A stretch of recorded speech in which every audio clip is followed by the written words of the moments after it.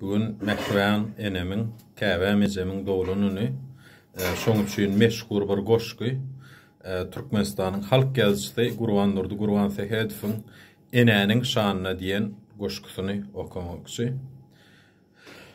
Soranmış bir wagt aýyna bakyp, dünýäniň görkine aýdyp bersene.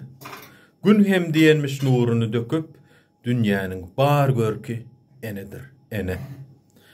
Soranmış bir wagt ýel suwa bakyp, dünýäniň berkine aýdyp bersene.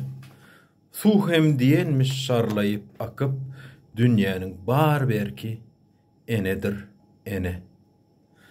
Soranmış bozgulun bir ata bakyp, dünýäniň örkine aýdyp bersene.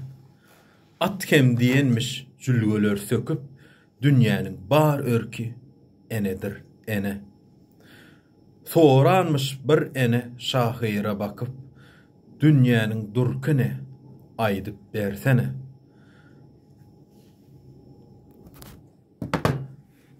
Şahir hem diýenmiş şu wagt ýa otyrdım.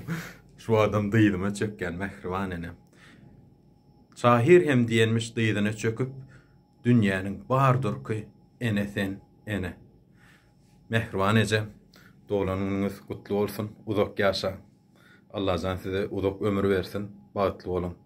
Mudama yüzüňiz gülüp dursun Mehrivan enem. Sag bolun.